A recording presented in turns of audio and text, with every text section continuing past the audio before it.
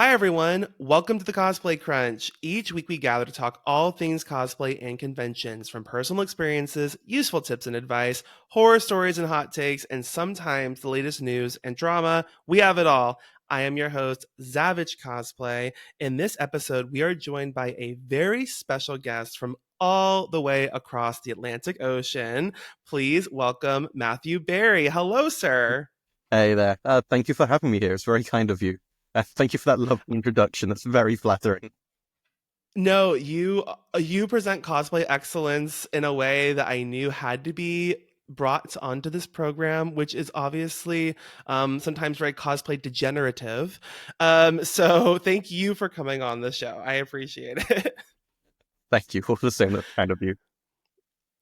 We have a lot to talk about. I have a lot of things. I have a lot of questions. I have a lot of things I want to know, not only about cosplay in the UK, but also about your journey as an international superstar traveling around.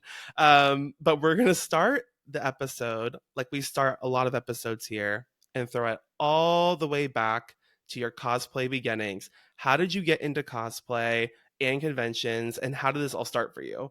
Okay, that's actually quite a simple story. So, back at university with my third year, my still girlfriend's second year, we were both going back into dorms. We met at dorms.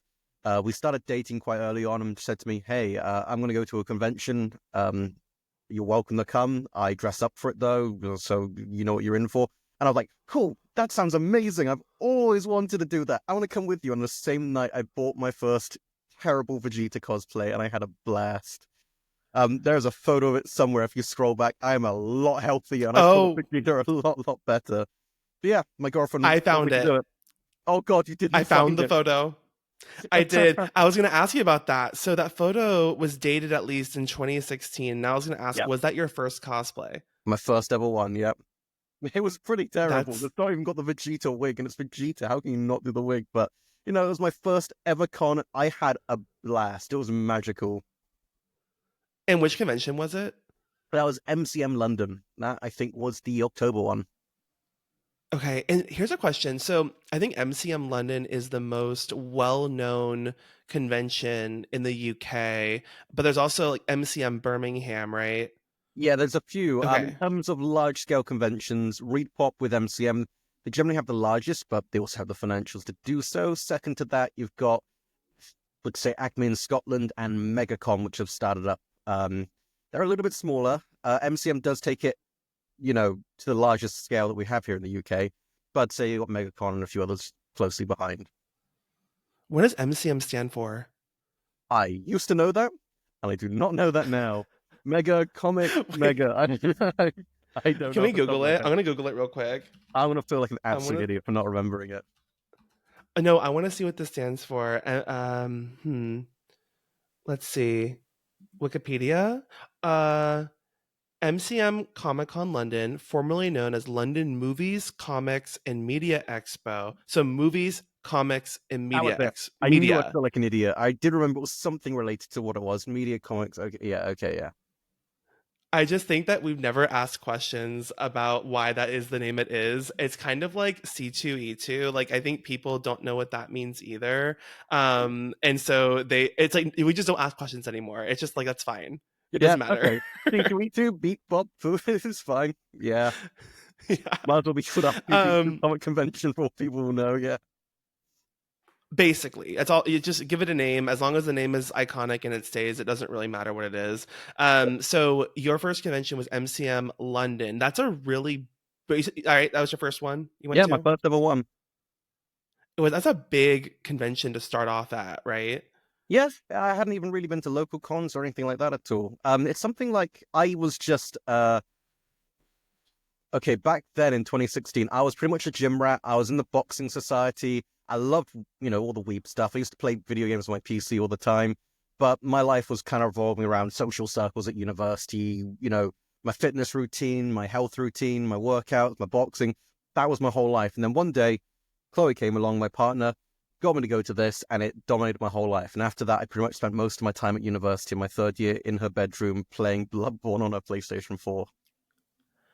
That's not an easy game to play, so I Nah, commend you for that. one of my favorites, like half my tattoos at this point.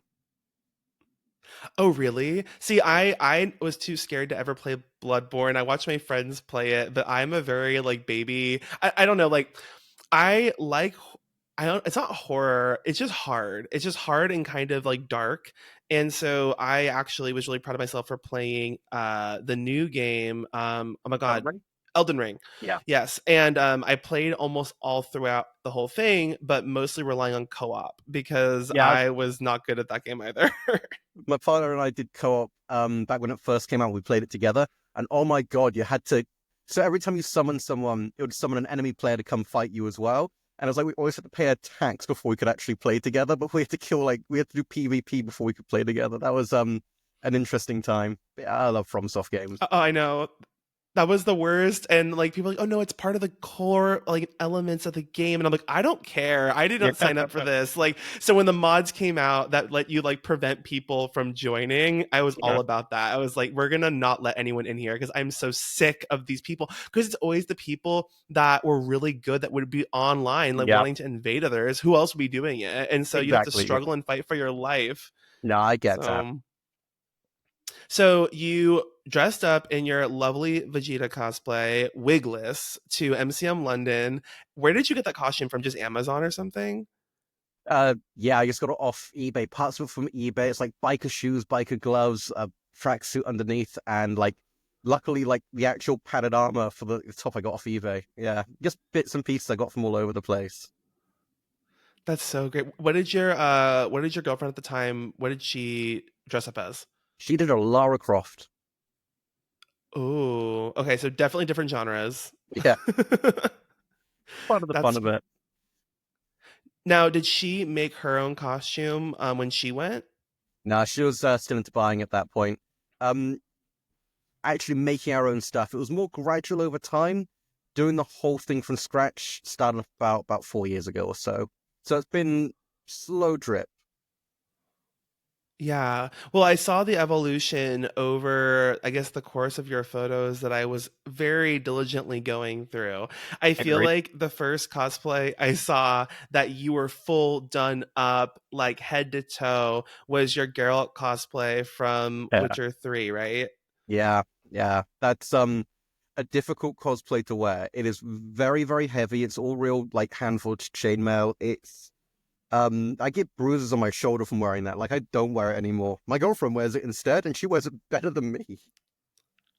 Oh my God, that's iconic. Wait, so I also had an experience wearing chainmail, real chainmail, like steel Mhm. chainmail once, and it was for a Link cosplay from Hyrule Warriors, and Beautiful. it was so heavy. Yeah. I built like foam upholstery shoulder pads into my shirt, my Mhm. tunic, underneath the tunic, and so as the chainmail rested on top, there was at least like a good like 2 inches of upholstery foam that got like compressed downwards, but Yeah. even that wasn't enough because over the day of wearing that, I was like bruised and like exhausted. Yeah, that's why I don't wear it anymore. That exact reason. Like trying to do it for like, I don't know, 8, 9 hours a day for 3 days straight just fucks up like your muscles. There was oh, can we swear on the podcast? I should have asked that first. Oh, absolutely. This is Okay, a good. filthy fucking show. It is explicitly rated. We've had this worst of the sailors on this program. Trust me. Well, I'm glad I checked anyway. It's very appropriate for, the UK, I feel, to be able to say whatever the fuck you want. So, I mean, I think the UK the stage that we do panels on is probably the only like one I've been to where you can't swear on stage. So I'm always having to think in my head, don't say fuck, don't say fuck, don't say fuck, don't say fuck constantly. oh, that's me too. I feel like I should get a gold star every time I do a ribbon at an anime convention and I don't slip up. But Yep. so the Witcher 3 cosplay, was that like a costume that you made like head to toe, or did you piece together elements from different places and kind of like a mixture of like making and That's an sourcing interesting one. or The actual armor, everything there wasn't made by me. That was made by an incredible blacksmith in Poland. It was actually through oh. repairing it over time that taught me leatherwork in the first place. For the most part, up until my first C2E2 finals, I was totally self-taught, and that's how it started. One day, like the shoulder pads were starting to tear off, and I was looking at it, and I thought, this is fucking easy. All you do is you just punch the holes first and put the stitching through. Yeah, that makes sense. So I bought a kit off Amazon, and that is how leatherwork came to me, and it just clicked. It just made sense. I could like deconstruct and visualize how it all worked, and that's actually the outfit that taught me leatherwork was through repairing it. That is a story I've never heard before in terms of learning leatherworking, because I feel like most people, like myself, approach it in a very formalized way. Well, I say that. The first thing I made it from leather was it was Dimitri from Fire Emblem Three Houses, and it was a full, I did not need to make it from leather, but I chose to make it from water buffalo leather. But I made the whole thing just using rivets. So like every Mhm. piece of laminar plate I cut, I just riveted together. I used either just normal rivets or snap rivets. I did not do any sewing. I did not do any beveling or like design work. I did not know how to properly like dye. I did not know anything. I just basically like went head first and knowing nothing, thinking, oh, this will be fine. And it looked really good and I was happy. But over the years, I've realized, oh, I should not have done the way I did in terms of proper leatherworking. So now I'm working on a project and I'm taking it very slowly and very methodically. Mhm. But for you to have learned a really impressive cosplay skill that's clearly served you well in your other costumes from repairing a costume that you had initially commissioned is really interesting. Yeah, I can't really describe it other than I looked at the holes and thought, oh yeah, you just punch the holes first. That just clicked for me. I mean, it did turn out after the fact when I started doing actual leather work that my dad one day said to me, yeah, every generation of our family for the past like 100 odd years or whatever the fuck it was, I remember, have all been leather workers as far back as he can remember, apart from him. And it stopped with him, and apparently it skipped him straight back to me. So it's interesting that it must have been my blood. I don't know if these things are hereditary because it's a skill after all, but maybe that explains why my mentality could just figure it out and deconstruct things the way that I could. It's possible. Okay, that makes sense to me. I think for me also, I I mean, I think most of us start cosplay without formalized training anyway. It's like you just kind of start making something, and odds are it could look horrible, but then the next time you learn, oh, maybe instead of hot gluing the fabric together, I could actually learn how to sew it together. And that kind of builds from there. I So I do guess in think a it, sense, I was going to say, I do think it's also a good thing, that mentality too, because it encourages you to think outside of ways that people currently think. So people know for a fact that you should be doing it this way, you shouldn't be doing that way, when there could be a better way to do it, but we're all being funneled into one particular pathway. Just going at it with an open mind and looking for different ways to problem solve it could open up new paths that people just don't do. I do think it's a good thing. yeah, I agree because we talked about this before on a past episode and touched on it, but back in the olden days of cosplay when you had basically no internet tutorials, no YouTube, there was like some forums that existed and that's pretty much it. I think that there was this explosion of creativity and you had to basically be resourceful in figuring out how to do things, and people were discovering, oh, you can use floor mats to make armor, you can use thermoplastics to do this, you can do this with wigs. And so I feel like people are obviously still developing and still learning how to do new things today, but there's definitely a very prescribed method for the correct way to do a lot of things. And I use correct way in quotes there because I think that so many people, when they start cosplaying, they're like, oh, to do this, I have to do A, B, C, D, E. And if I deviate from that at all, it's going to be a disaster and wrong. And I think that going through those like trials and errors and learning new materials can sometimes open up possibilities that you never thought you could do.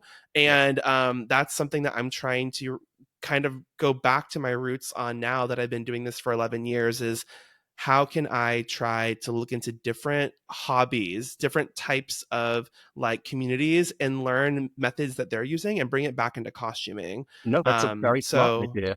A lot of my techniques yeah. came from miniature painting. Tremendous amount of them, in Oh, fact. A lot of my weathering stuff talk did about too. that. Okay. So in my crown costume in particular, you'll see a lot of paints that are specifically designed for miniature painting. The most obvious one that I could point to are going to be things like the frost effect, which is essentially a very heavily concentrated saline solution.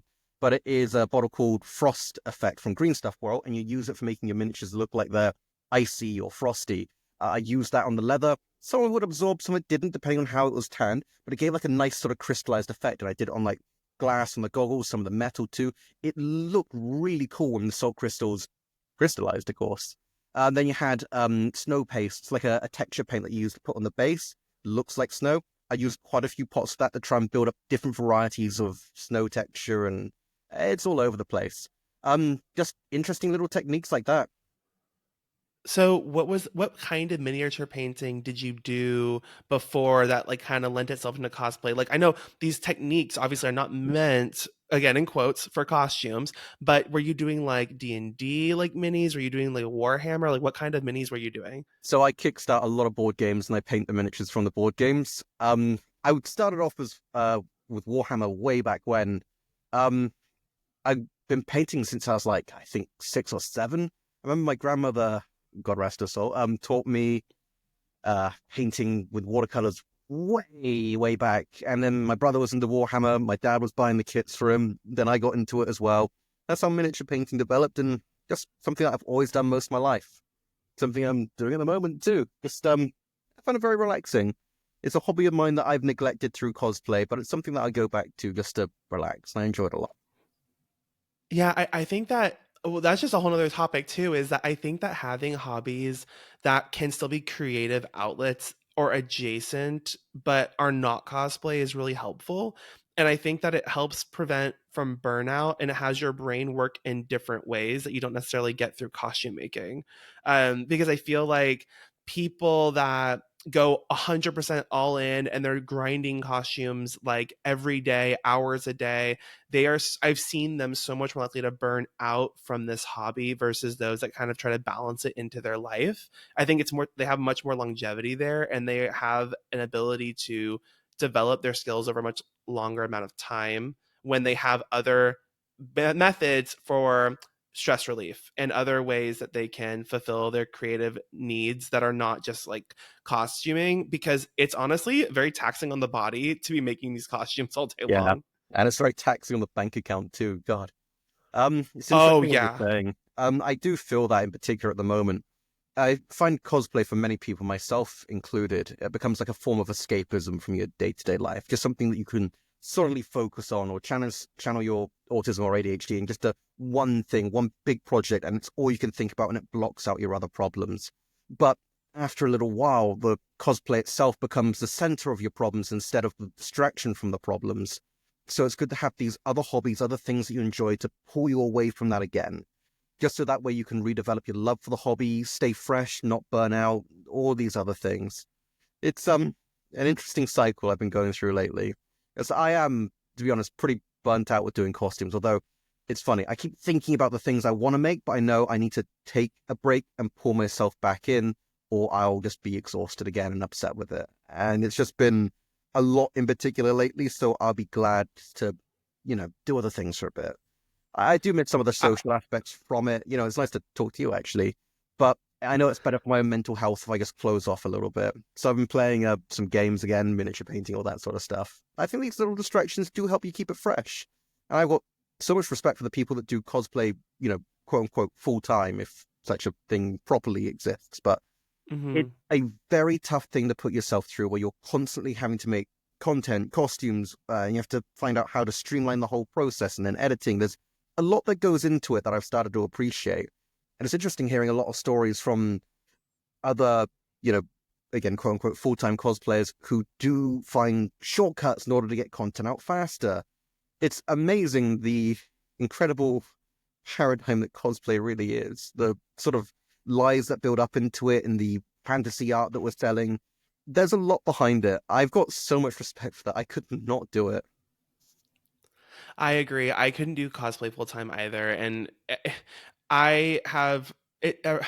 It's always grass is always greener, right? And so when people think, oh, they get to do something that I consider a hobby as their full time career, it's like, yeah, that is. It can be really cool, but it is still a job, and it is still exhausting in ways that jobs just are going to be. You're not always going to get to do what you want. You're not always going to be on your own schedule. So I agree 100%. And the fact that you're taking a break resonates so hard with me because I think you can probably relate, and we're definitely going to get into all of the C2E2 like read pop journeys that you've been through. And I guess this might be a good segue into that. But as I can only imagine, coming off of winning um like C2E2 Global Cosplay Crown Championship, that is something that inevitably is going to put a target on you in a good Oh God, way, yeah. right? Just a lot of attention, right? Well, good And and bad. so, Yeah, yeah. Well, and then you're going to be basically you're going to have opportunities that might come of that because you demonstrated your craftsmanship in a way that was recognized on an international level. And so you like have, guesting opportunities. You have opportunities to do things like this. Like I would podcast, right? Like the reason I found you is because of those contests. And it is a lot. Regardless, I mean, it's like an awesome thing to be able to experience, but like I can sympathize and relate to that. I mean, not having ever won an international title like that, but just the fact that this year has been so much for me, and that like so many guesting opportunities that I've never done before, like judging experiences, and just like it's a lot. And when you keep going and going and going, it's something that you like doing, but at the end of the day it still does take a toll. And yeah, I have the past like 2 months been trying to take a breather and just focus on connecting with friends and new friends on this program, and then just like enjoy my life with my family and friends, and just pause on the cosplay for a little bit, because it can't take over your life so easily. yeah. No, I completely agree. It really does dominate everything. And I think with things like judging too, people don't appreciate just how much work it actually is. Like it's a job that I love doing. It's an amazing experience. Like it's been a lot of judging this year, and I really do enjoy it. I feel like I'm in my element, but it is so exhausting, and people don't really appreciate how exhausting it is. It always seems like this position where it's like, oh wow, they're like, judge. I'm describing this terribly. I could actually use a better vocabulary to describe what I'm trying to say here. We put judges on a pedestal. That's what I'm trying to say, and it seems like something to be wanted when it is really fucking hard work. And the number of people that say they'll do it for free and, they're happy to throw themselves at it when they really don't know what they're getting themselves into. The number of conventions I've been to that will expect so much from you as a judge for so little is frankly shameful. People need to be very careful with that in particular. But yeah, um, yeah, I suppose we can get into it a little bit. It's a long journey. Please, let's carry on. I'm going to Oh just yeah. So no, you make good points, and like that's a whole thing too. I'm like, should there be a union for this? Should there be like, should there honestly. be some type of like governing body for contracts, and like what is a fair compensation for the hours spent doing all of these? But that I don't think it ever happened. But no, I agree completely. I know there are like guidelines Um, around online. I think Guild of Nerds might have something to that extent, but the problem is for the people who will actually have worth in their craft and their experience and knowledge to refuse to do it. A lot of conventions will just pull anybody off the show floor to judge because ultimately they're just trying to run a contest and they'll find people to do it for free. It's rare that you find a lot of business owners with integrity. And there are good ones, don't get me wrong. I'm not trying to say they're all bad, but there are plenty of conventions out there that are happy to get anybody with no experience to judge, people who are going to be better than them. Yeah, a union would be great, but I just don't see it working because of that. yeah, no, I get it. So we're gonna go into. Wait, I have one question before we go into your Monster Hunter cosplay. Did you decide to grow a beard because of Geralt? No, no. I love my Because beard. it must have been coincidental, because when I was looking on your Instagram, I feel like the beard started when Geralt started. And I was like, is this a coincidence or is this intentional? So I had a stubbly beard at university, and then it started growing to a quite long beard. Finished university, got a job working in five-star hotels. They demanded I shave my beard off. Shaved off the beard, worked there for about 3 years. They realized, fuck this shit. I want my beard back. I want to have a top knot again. I want to go anywhere that's not here. So I quit, went elsewhere, grew the fucking beard back, and that is where the beard came back again.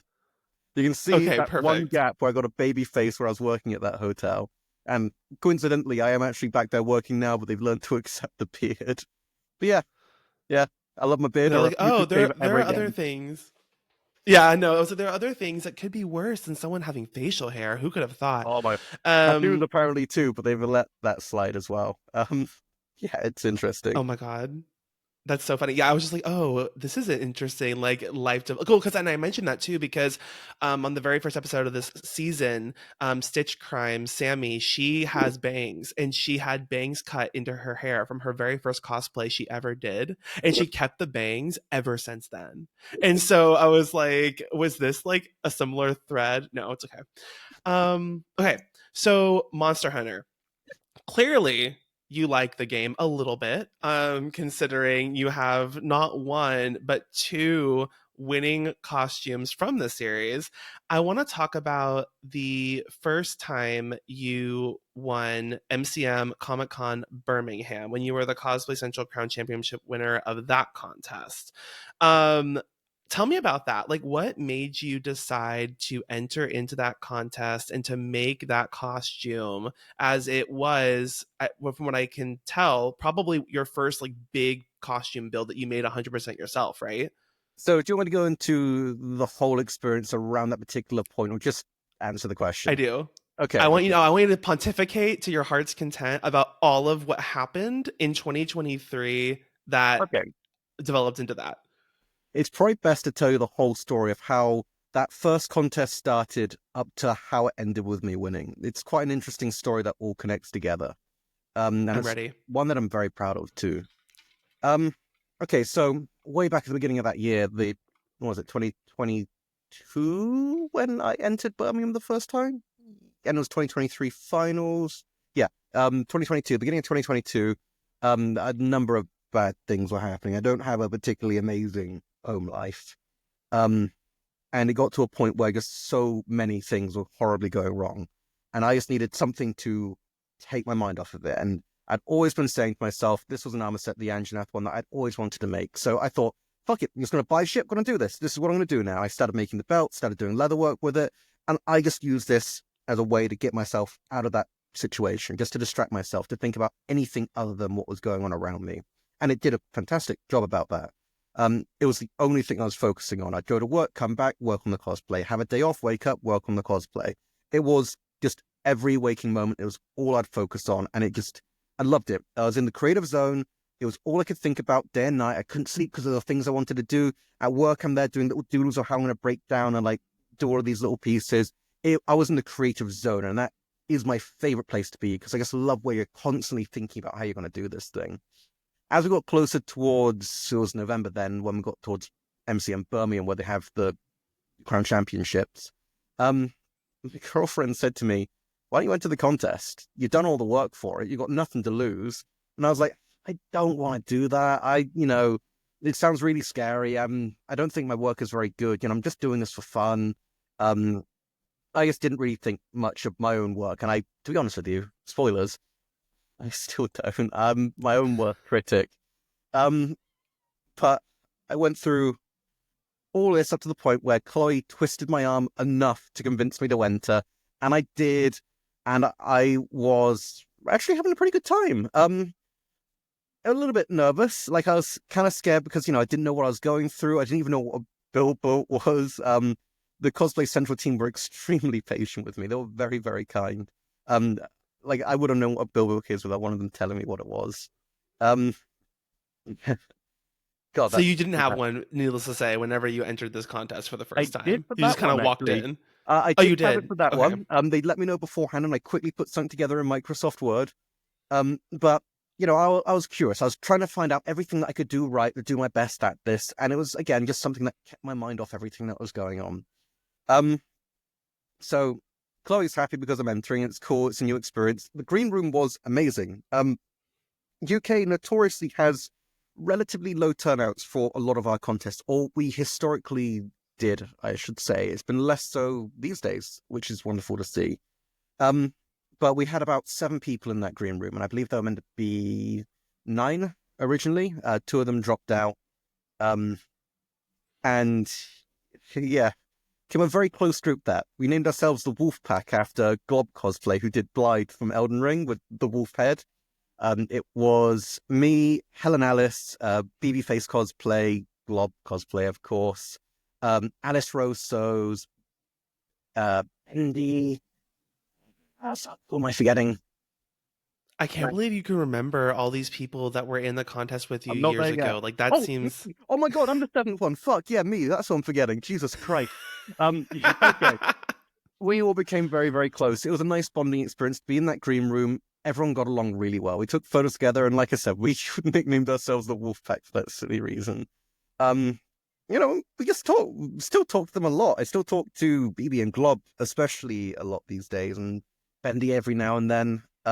Anyway, went through prejudging, pretty scary. I had printed off my notes on what I was going to say, and I just tried to rap god my way through that. I had Cowboy Crunchies and Bambi Lashes going at me, looking at everything inside and out. They started tickling me at a few points too. Um, they were what do phenomenal you judges. mean? Well, they're there, trying to look through everything, and it's quite tickly when they're feeling all across me. That was interesting. It Oh, wasn't oh, oh, oh, anything oh. weird or anything. Just I it thought you wasn't Yama said that they Rumpkin. were I thought you said they were ticking points off. And I was No, like, no, what do you mean they were tickling. ticking points off? Tickling. Okay, got it. Yeah. Makes sense. Um, they asked if I could move, and I remember I started just doing jumping jacks in the in the judging room. Yeah, it was a good experience. That I remember going to a panel that Cowboy Crunchies did before that too. I wasn't in the outfit at that time, of course. It was on a box, but I had time to kill before the green room opened, so I went to watch it. And they had a phenomenal panel about a lot of truth behind why people cosplay, why they cosplay. It was a good sort of Q&A session, but it definitely influenced who I'd later become from there. I owe them a lot, and I'm glad they've become friends ever since. And Bambi helped me a lot with learning how to get good at build books too. I guess it's an important lesson to take from it already is always trying to listen to people as you go, and always go to your judges' panels because they have so much to share. Anyway, as we know, the result came, and they started reading out how they love this cosplay, the diversity, the techniques, and they read my name out, and I was firmly in disbelief. I couldn't believe that out of nowhere, out of impulse, me making this costume that I never made as a competitive costume, entering just because, to, place first and now represent the UK, that was insane. That was a lot. That was so much to process, to know that I'll be representing my country at a world final masters level for costume making was mind-blowing, because it all went from 0 to 100. There was no in between. There was no point where I tried, I failed, I learned, I tried, I failed, I learned. I just went 0 to 100 straight away and came out of nowhere. And it took a Is lot that of people by scary? surprise. It was terrifying. A lot of it is still terrifying because that jump means there's a lot of lessons I need to learn, and you don't know you need to learn lessons until you learn them. Winning was both the best, worst thing that could have happened to me. The best part from it is my grandmother, she lived very close to MC in Birmingham. She lived in a little place called Tamworth. And she was the person who taught me to paint originally and started me being a very creative, artistic person. I went to see her not long after. She had very, very bad dementia at the time, but I showed her my trophy and the plaque that they gave me and was trying to tell her, but I don't know if she was really there. But yeah, that was the last time I ever saw her alive, and that was pretty bittersweet memory to take. That I went from, Oh wow. yeah, it's a lot to process, but that's my last memory of it. I'm glad I got to show her that, I did this incredible thing. It was just a very heavy burden straight after the fact that I had done something amazing, then lost someone very close to me who started the whole process in the beginning. But, I did get to show her if she was even still there. That was quite sad. But yeah, a lot of people wanted to be my friends straight after that. People wanted to know who I was, where I came from, what my villain backstory was. Like, I just entered this whole community with knowing no one, no background or context. I didn't know who were the heroes, who were the villains. I didn't know what the groups were or any of these elitist cults that, don't really exist now, which is wonderful. But I didn't know anything, and everyone was on me, and it was terrifying. My phone blew up from messages because everyone's like messaging. I didn't know who's who, what's what, anything that was going on. That was a very intense period. And had all these people supporting me, building me up, who were adamant I was going to win. And I really put the pressure on me because of it. I was like, so many people are counting on me to do this. And the UK won the year before. I've got to give this absolutely everything I can to do my very best for finals. So I That's tried so to make... scary. Wait. Oh, yes. So pause there for a second. So you did not have like any like friendships or community within the cosplay space other than your partner. And this was you being not even thrown off the deep end, like thrown off this freaking International Space Station into the cosplay community at large. Because not Pretty only much. were you meeting hundreds of people online and in person, but also you had won a very high profile contest as your first contest and first full costume build that you had done. This is That is crazy. exactly Like correct. that, Yeah. this isn't normal. No. Um, I mean, Calvert herself, Reagan, and I think so. They said I was a prodigy, and it's very hard to accept that kind of praise. I just did a thing, and everything worked out the way that it did. You know, it's very hard to really attribute, all of the accolades that can come with that. It's just too difficult to process in myself. Mm-hmm. All I realistically knew is that I have a job to do now. I can't let people down, and I was terrified of doing that. Excuse me, but yeah, no, you're spot on. Um, I knew a handful of people. I could probably count them on one hand, but there weren't really people I hung out with after con or anything.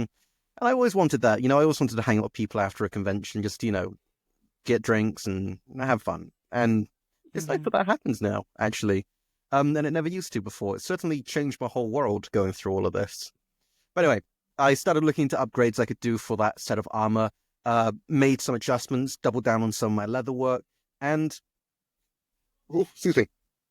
Burping. I am so sorry. That's going to sound horrible. You are good. Um, so I had to remake the great sword that I first made because we looked into ways that we could try and get it over from the UK to America. Planes wouldn't take it, boat would get it there too late, and no postal service in the world was interested. So I had to make a new weapon.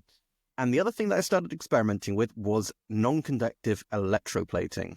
There was a Discord out Let's in... talk about that Yeah. because I have been like so interested in that as a concept for the longest time. And you employ that skill very well. And I want you to kind of break down what that is and how you used it and how you even discovered it. Okay, so it was in this Discord, and I was trying to figure out how I could do a really nice gold effect. I'd messed around a little bit with gold leafing. Imagine an angry man with a beard being mad at tissue paper. It was not a pleasant experience. I hate gold leafing. But yeah, they told me about this, and I thought it was really cool. And I was there thinking nothing looks like real metal the way that real metal does. Even when it came to things like miniature painting, I know that gold paint is only so effective, and most gold paints aren't particularly captivating when it comes to gold. It almost always looks flat without shaders and stippling, and even that takes away from the gold itself without a top coat. So it's a whole sort of thing. And this is a way to do actual gold on certain pieces. So electroplating, it's a very thin layer of metal that coats the outside of something. For example, we use it for rings. You get like a stainless steel ring, and it is coated in, actually probably going to be brass, and then it's coated in a barrier layer, normally cobalt or nickel, and then gold on top. So they're about 5 microns thick. It's so thin that if you look at it under electron microscope, it's actually porous, the metal, so it doesn't add any weight. A lot of people ask me that question all the time. Is it heavy? No, it just feels like, the thing that it's based on, in the first instance, I was electroplating metal and 3D prints, and they just felt like 3D prints. There's no additional weight to it, realistically. But it gives the actual appearance of the metal with a few of their properties, too. To a certain extent, they are somewhat scratch resistant. They are also waterproof, which is actually really cool. Like, you pour water on it and it just slides right off like, metal does. So that's a pretty cool element to it. The electroplating becomes more prevalent in the story. It becomes a massive focus to it, actually. So do you mind if I carry on the story? Continue. I'm here. I'm like literally just listening like to an audiobook. I feel like I'm listening to a story tale, and it's so good. Keep going. I'm glad it's good so far. So anyway, I started experimenting with electroplating because I found out from this Discord. It's mainly prop makers in the industry that were trying to electroplate items to make them, effective to make without a lot of heavy duty casting. So it was kind of cool. And I applied it to a few pieces of my costume, got to finals in the end. The competitors that year, we had been talking for a little while before, on and off. Some people were more social than others. It was myself, Ludus Cosplay, Luke, Alt F4, uh, Gabby from Poland. You had Seyuchu from Latvia, Lilith from Hungary. I know America's going to be in there. That's 7. I think it was 8 here. Oh, Alison from Spain. That's who I'm missing there. They were all wonderful people. And they were lovely to talk to beforehand. And it felt really cool to be talking to these, quite well-established and verified creators in their fields. So that was really cool to know that we'll be meeting up. I remember when we got to Chicago when the time finally came, we met Seyu at the airport in London because she lives in Scotland. She flew to London to fly to America. And I will never forget her duct taping a box in the queue to go and check your luggage in. And it was the most terrifying, unhinged thing I've ever witnessed. Like, Seyu is an absolute ball of chaos, and I love her to pieces. I remember walking away and hearing behind me, "So what do you have in the box?" "A sword!" And it's like, oh my god, don't say that in an airport. Yeah, she's crazy. Anyway, we flew over together, landed in Chicago, and we're waiting for the lift after we get through security and everything. We bumped into Luke, Ansel, and Justin, and that was quite a crazy coincidence. He had just landed from South Africa that same point, and there we are, all in a lift together. So small world, realistically, that all the competitors are landing kind of at the same time, so that was pretty neat. We got to the hotel, Wow. all sort of socializing a little bit, but we all did become relatively close. I say relatively, I'm closer with others than I am some. Like OF4 in Australia, I don't talk to her at all, but she never responds to my messages, so there's nothing I can do about that anyway. And then, yeah, Alison, I don't talk to as much, but I do love Alison from Spain. It's just her English isn't amazingly good, so it's hard that we have a conversation together. When I saw her at Japan weekend, it was so good to see her again. It's like nothing had changed. She gave me a bottle of wine right then on the spot. It was really cool. I drank that at like 4 a.m. with Team Baltic from ICL. That was a great time. Language barrier, or they're busy, there's a number of different things that go on. But I know Lilith from Hungary and Gabby from Poland, Kui, I was forgetting Kui. No, I love Kui. She's a extremely talented photographer as well. Like, her photos are amazing. Her outfits, the way she captures silhouettes is great. But I'm getting distracted there. Do excuse me. My point was that No, it's okay. we became very close out there as well. And it was really nice that we all bonded the way that we did.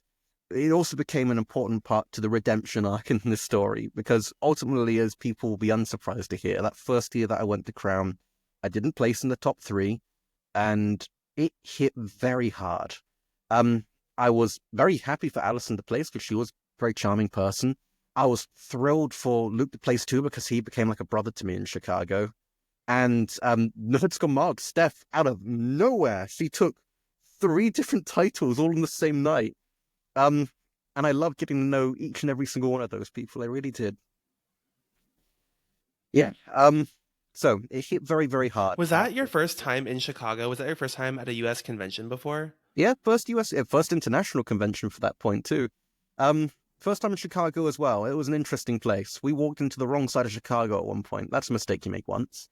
I lived there, so I know exactly what you're talking about. Although at C2E2, my favorite thing to do was to go to Chinatown to get dinner because it is the closest thing to that convention center and it is delicious. So that's the biggest thing I look forward to when I ever go to C2E2 is going to get dinner in Chinatown. You order 1 dish in Chinatown. That's all you need. And every time I warn people, they always order like 3 dishes and there's always tons of food left over. Yeah, 1 dish only. Jeez. Yeah, the key is sharing. It's spinning that table around and making sure that everyone eats something. Exactly. So when you weren't in the top 3, you said you were disappointed. Obviously, rightfully so, right? Because you had spent a lot of time making a whole new prop, upgrading your costume pieces to get it over to Chicago. And even though it's your first experience, like you said, you had all of this internal pressure put upon yourself from the thought that you had to carry the weight of representing your country at this contest, which is just true. But I feel like it's also like an unreasonable amount of expectations to put on yourself because that was your first contest. Like I keep going back to that, being like, how could you expect, like, I don't know, I feel like it's a lot to put on yourself and a lot to have placed upon you for your very first time competing. I mean, at that point it was your second, right? But and virtually in the same contest. So I can sympathize with the disappointment, but I also am like, I can't even imagine what that would have felt like, because I feel like, to an extent, how could you have ever been prepared to enter into such a space when you just didn't have the experience, like, to do those Yeah. things. Realistically, what I put myself through was very unfair, and I shouldn't have done that. Although I do feel like feeling sad after the fact is totally valid. A lot of people I find, they try and mask their disappointment extraordinarily well, and it's kind of terrifying how sociopathic I can find people. When I do think it's perfectly okay to feel upset, because you need to mourn for the time investment, the financial investment, everything that you have put into yourself. These things are okay to be sad over.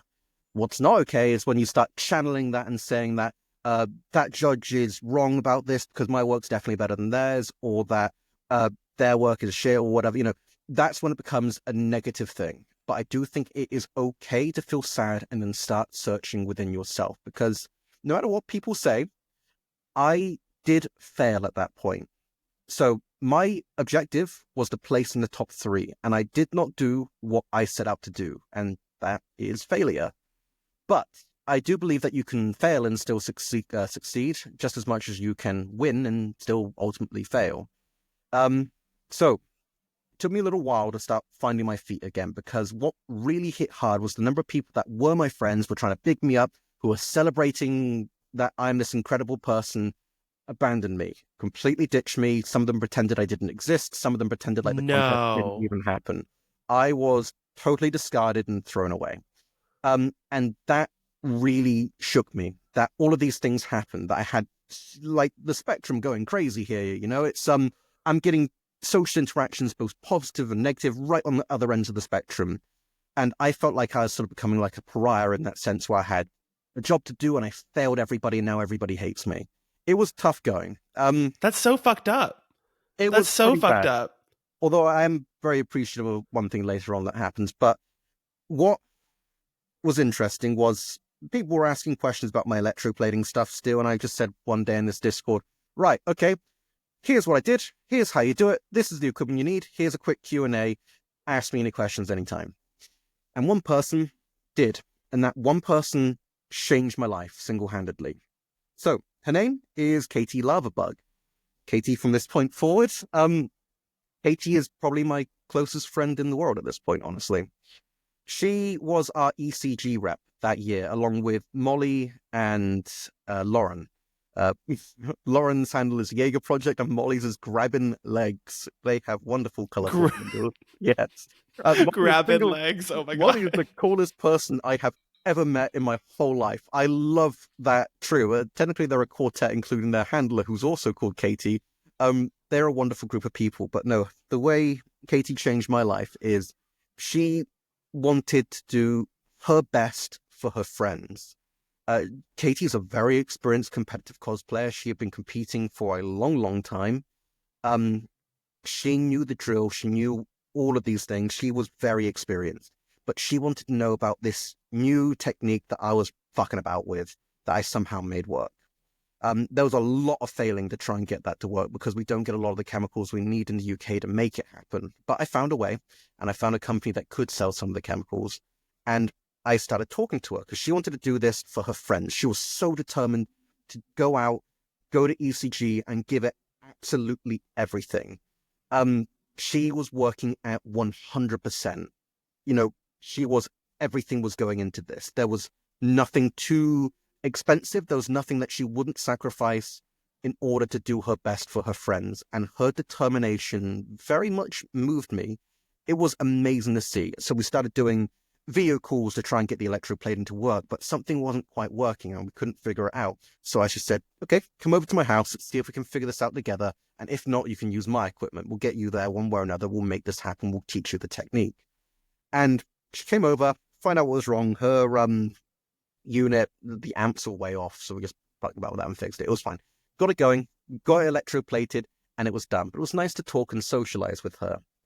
Now, what happened next is that she then went to ECG with her friends, and they did, frankly, the most incredible performance I have ever seen in my life, and it's still probably my favorite. And they won the whole damn thing. And Oh my god, wait, is it on YouTube? yeah, Can I yeah, watch it? ECG, not the most recent season, but the season before, they won the whole thing for ECG. And I watched that and I was there thinking, this is amazing. And while it's a little bit selfish to say, it feels like a little bit of me is there as well and feels so overwhelmingly happy for them for what's happened here. I saw how badly Katie wanted to do her best with her friends. It wasn't really about winning or losing. It was just about going out there, giving it absolutely everything and walking away with a peace of mind knowing that they did their best. She as a person really changed a lot of my brain chemistry in that regard. Because I then, at that point, said, okay, do I just want to sit around and be sad about this? Or do I want to try and do something about it?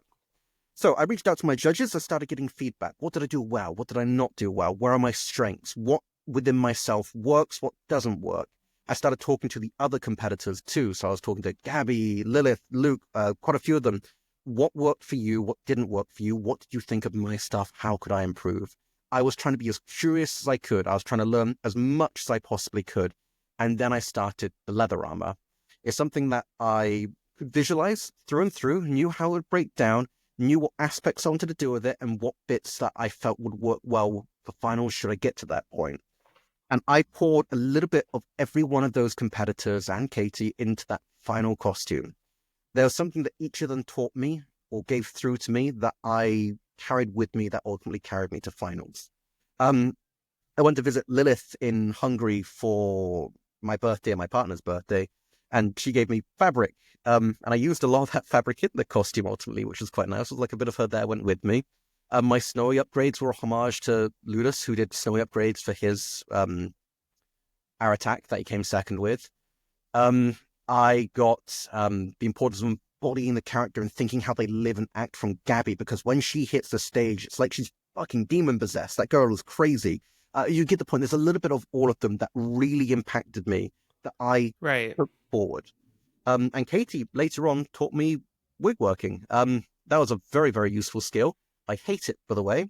Yep, I hate it fucking so much. It's It's horrible. I think the only thing I like was backcombing. Everything else can fucking suck my dick. Jesus Christ.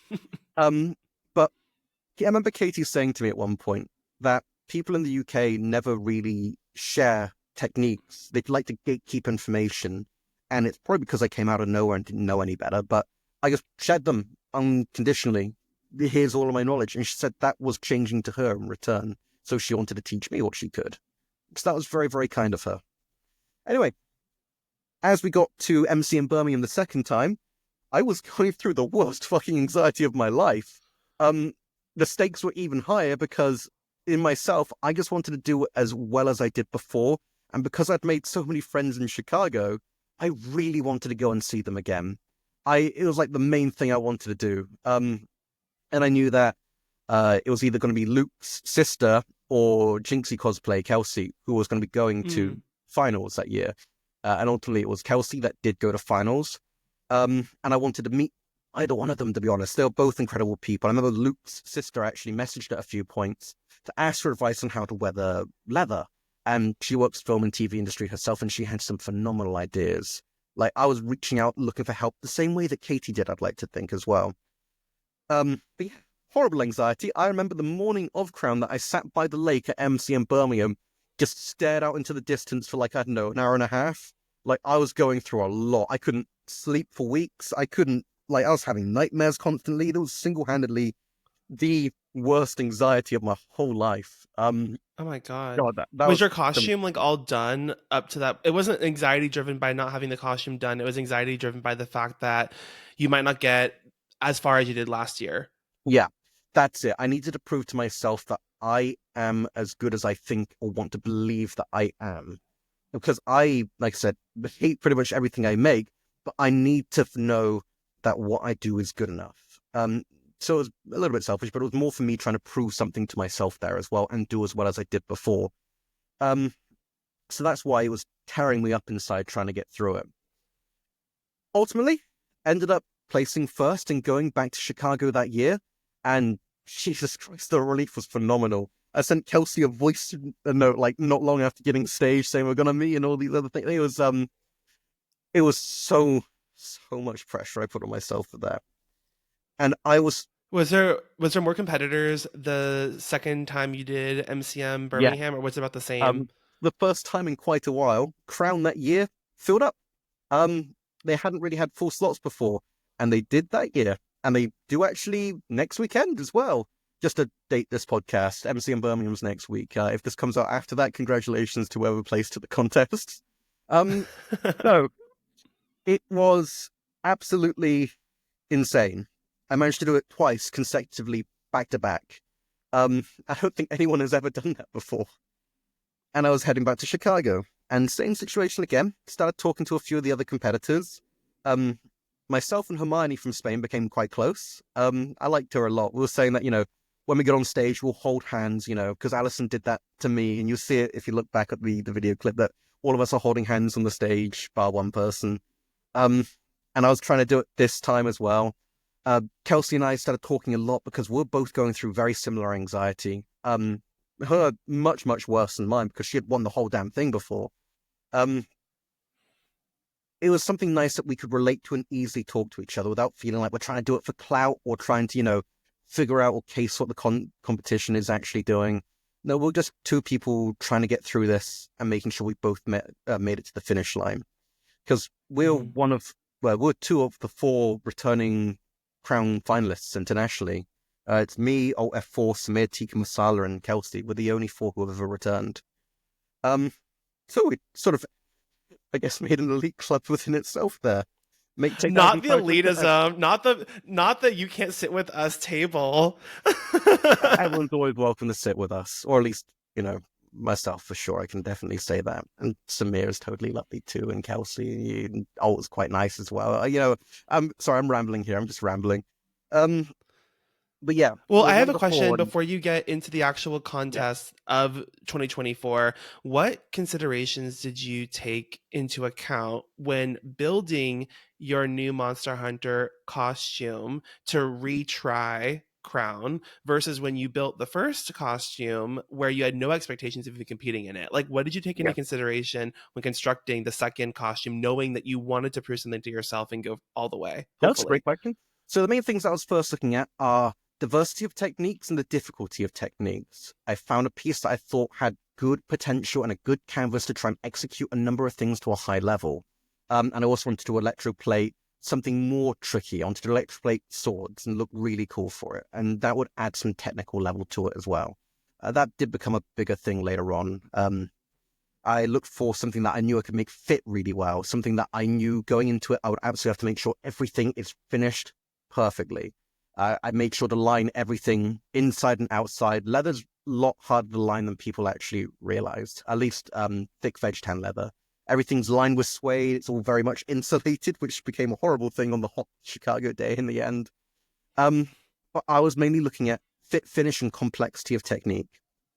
And clearly I did well with that.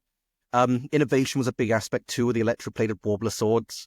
Warbler's not something that had ever been electroplated prior for a number of reasons. The first is, why the fuck would you? There's no industry in the world that ever put time or money into figuring out how to electroplate a thermoplastic.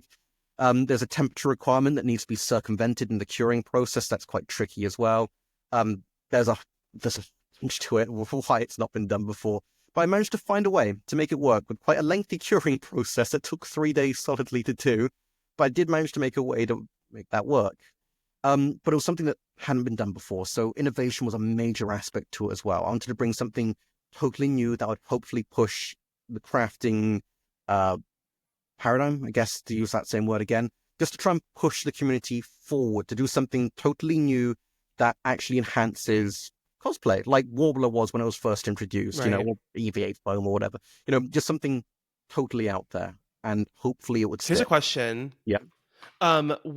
Why did you end up needing to find a solution to electroplating Warbler when I would imagine that most people would probably think to 3D print the swords? It's interesting. The first bit of it is 3D prints can be quite delicate and fragile. The alternative to that would be to resin print, but that's going to get pricey and a lot heavier too. Filament printing can be done. It can be done strong too, but my big worry is having to potentially take these internationally in luggage that's going to get pretty badly damaged. So that was a big concern to me for that. And also it would cost a lot of filament too. So I wanted something lightweight, something that couldn't be confused for an actual sword if they picked it up. I essentially wanted to try and do this with, you know, relatively affordable materials too, because that was part of it going into it, is I wanted to try and see if this was going to be something I could do that would be affordable for people to replicate. Spoilers, it isn't. It absolutely isn't. I failed on that front for sure. But, you know, I was trying to fuck about and find out, essentially. 3D printing would have been so much easier, but it would have been a lot heavier and a lot more fragile. Okay, Yeah. that answers that question. I was just wondering, like, because it's like I'm sure that you weren't trying to be difficult for the sake of being difficult, right? It was more of a, oh, we need to use this method to get to this point, but oh crap, now how we've done this electroplating in the past or how we've done this technique in the past can't apply in the same way. So how do I fix that? So at the end of the day, you developed a really cool technique that is something that can be used more widely and is more applicable. But I was thinking like Matthew surely didn't just like want to do this to be difficult for himself, right? No, there are a couple of reasons for it. And again, if the 3D printed snap or break, there'll be no fixing that in Chicago. Even if I glued it back together and perfectly got it together, you would see that visible crack because the plating is snapped. You know, it's just gone. I did do some experiments too to see if I could just plate straight up EVA foam, but it doesn't work. It's too porous, and even if it's not porous, you bend it, the layer breaks away. There's a whole bunch of Oh, reasons. that's good to Yeah. know. Yeah, I Okay. messed around with electroplating so many different things, and there's a number of reasons why you can't plate a bunch of stuff. But anyway, so been talking to a few of the competitors. We're headed back to Chicago. Kelsey and I were getting very close to talking about all the anxieties we're going through, you know, because there's a reason why people don't re-enter Crown. It is so much on yourself.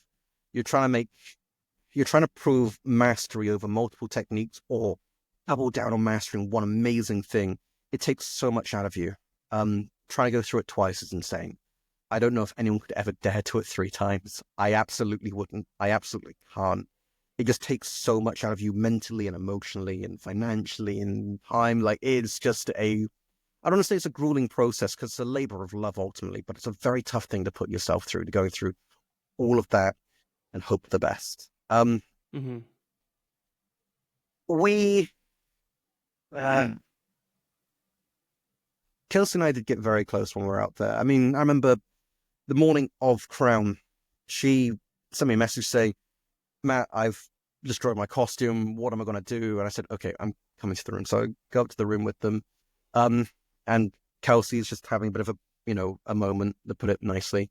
And I know Dylan's there trying to look at what happened. Her electronics in her wings were meant to move, and they had unfortunately got damaged in transportation, and no longer the circuitry didn't work.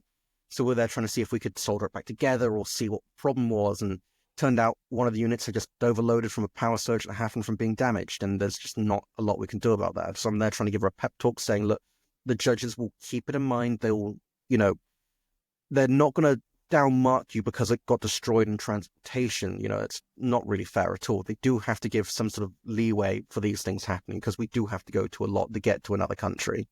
And ultimately, I'm pretty sure they did too, but I know she was very cut up about it at the time.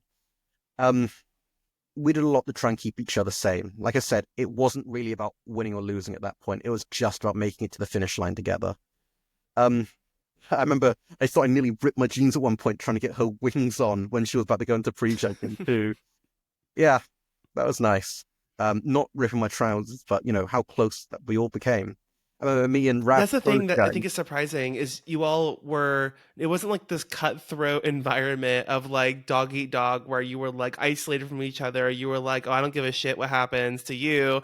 Like it was very much like there was a camaraderie around what I feel like there's a camaraderie around all of you competing together and being all in the same journey together. Because at a certain point, it's kind of like you already proved yourselves in your own right to get to that point. Now you're all just trying to support each other and get yourselves through the end of Saturday, right? Yeah. Because it's so much stress and strain on your body physically and mentally, emotionally that like you kind of have to lean on one another or else that sounds like it would be like almost like a prison. It is certainly a feeling of being in the trenches because even people that say that they're the network or, that they're there to just make friends or whatever, it hits at one point or another, it hits and you realize what the stakes are now. And it did later on for me as well. But at that time, I wasn't anxious. I'd already done as well as I had done before. the bar I had passed. And at this point, I was just trying to make sure she got through it okay. She was being anxious for the both of us. And I was trying to enjoy the company of the people around me because I knew that, the ones last year, they became some of the most important people in my whole life. Brad from Poland was a lovely guy. He saved my ass with some super glue at one point. I remember Yokoro was an absolute delight too. I got an amazing photo of her being ID'd at a restaurant because she looked so young. It was amazing. Kira Lee was a bundle of joy too, and her husband's lovely as well. They're all amazing people there. I enjoyed all of them a lot.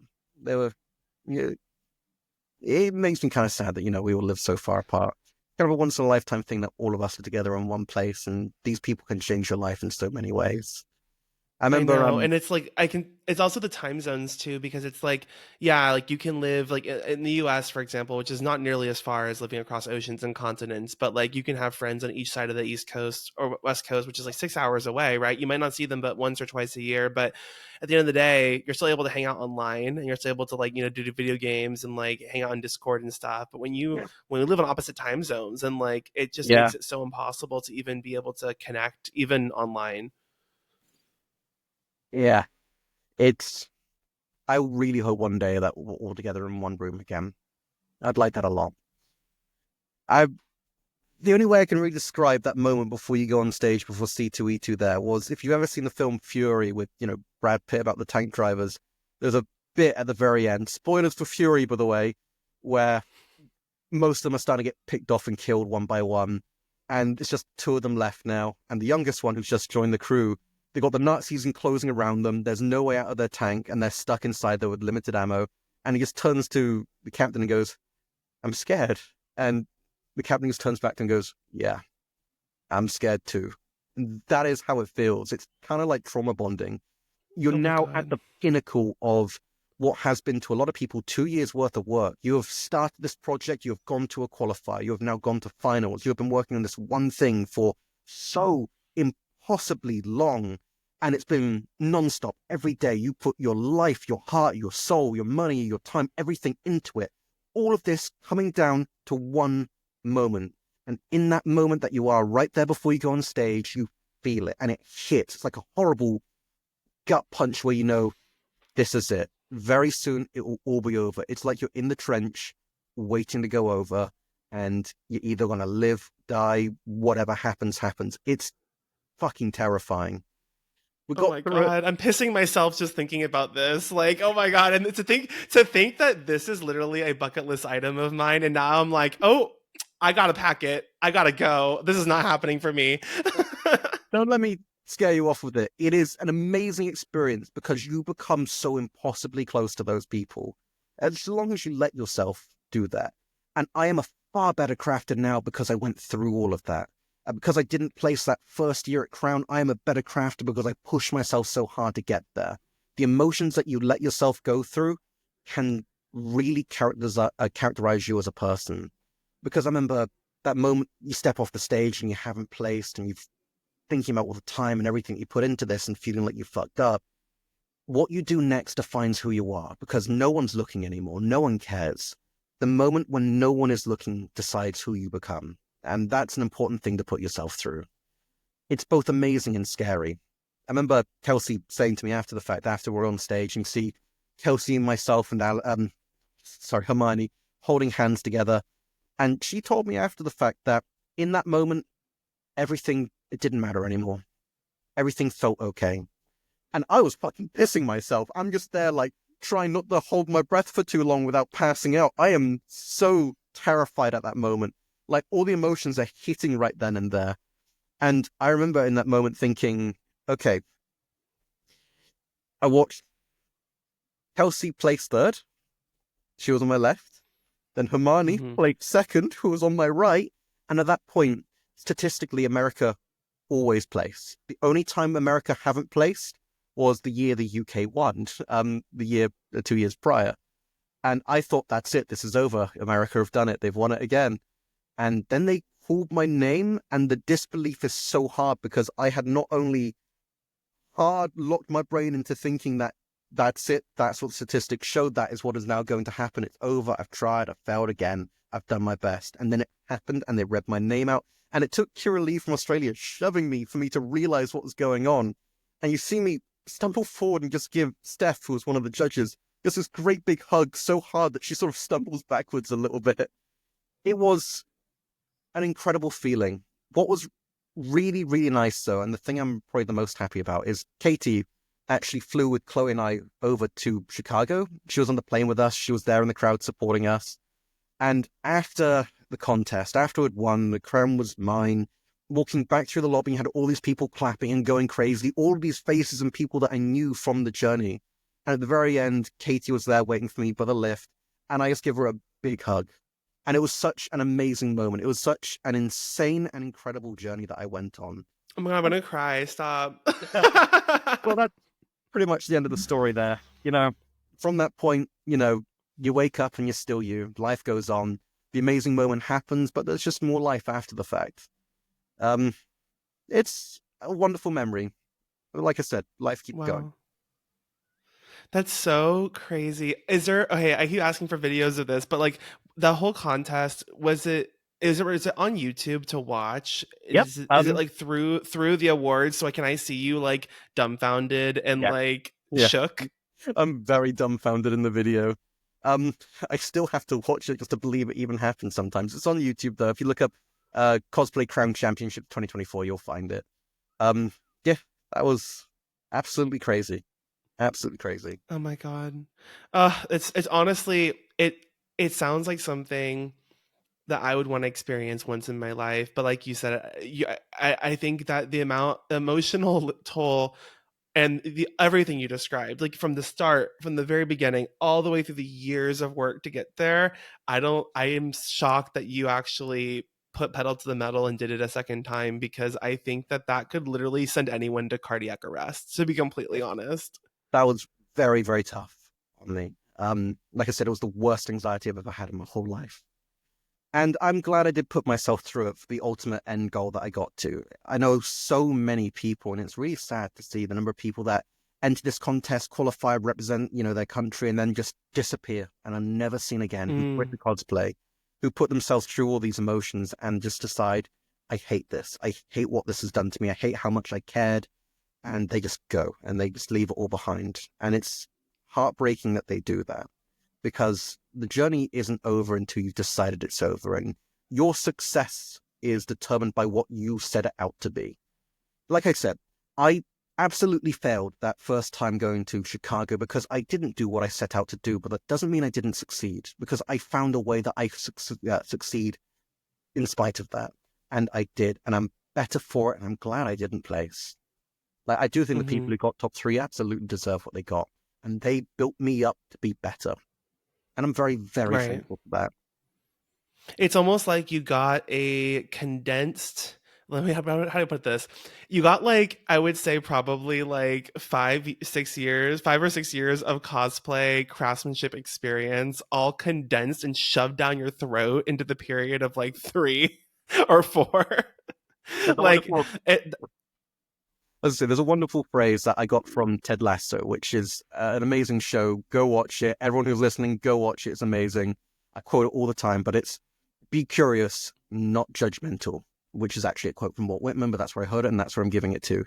It's a very good thing that a lot of people could learn, because I became so experienced as I did because I was prepared to be curious, to ask questions, to want to know why, instead of just assuming that I know what's best, I know what's worked out, I know what's not right, the judges are wrong, this is bullshit, like so many people sadly do. When if you're prepared to work hard and develop yourself, you can accomplish your dreams. And sometimes it Yeah. won't work out like that. Not everyone's going to get a happy ending like I did. But putting yourself through that is the most important thing to try. You can gain so much more, because frankly, the money's already gone that I won from Crown. Oh Crown yeah, itself just sits in girl. the corner here grabbing like leather scraps. The title, yeah, it's great and everything. And I'm very thankful for that. But the experience, the people that I've met, got to know, the things I've done in relation to it, it's far more valuable than winning. Go into it because you want to try, see what you can do, to push yourself hard, to develop yourself, to just do something incredible. That's what I'd encourage people to do it still. I don't think I could put myself through it again, but I would absolutely encourage everyone to try. Oh, I agree. And to quote another quote, not from Ted Lasso, but from my favorite drag queen, Alyssa Edwards, winning isn't everything, but wanting to is. My girlfriend And I said the think exact same quote to me the first time through Crown. Yep, I know the exact quote. It's amazing. tell her that she has good taste.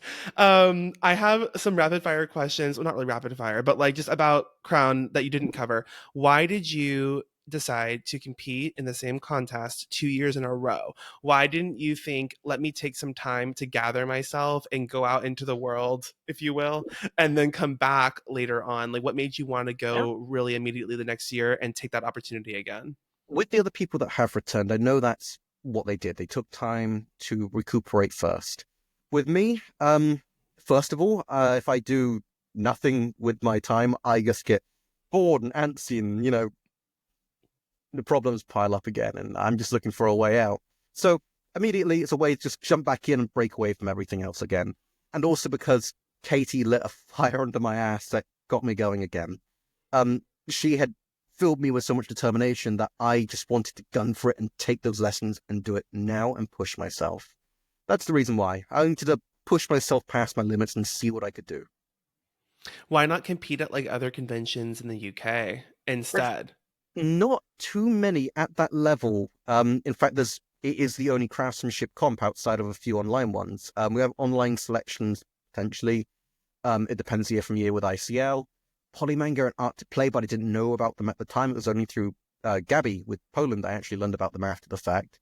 And then the other two that we had then, I say had because it's, you know, a little bit up in the air, but it is back now. ECG, which came, went, is back again, and WCS, which were both Mm. performance-based, and I wanted to do craftsmanship-based comps. So that's the reason why. There's no other master-level craftsmanship comp in the UK right now. Gotcha. That makes sense. What did C2E2 look like from a competitor standpoint? Like in terms of the day of competition schedule, what did that look like? Because when Okay. I've gone to C2E2 and I've had friends that have competed in Crown, and I have been there in person to watch it a few times, and I feel like I don't see anyone the entire. I mean, I never handled for anyone Yep. backstage doing this.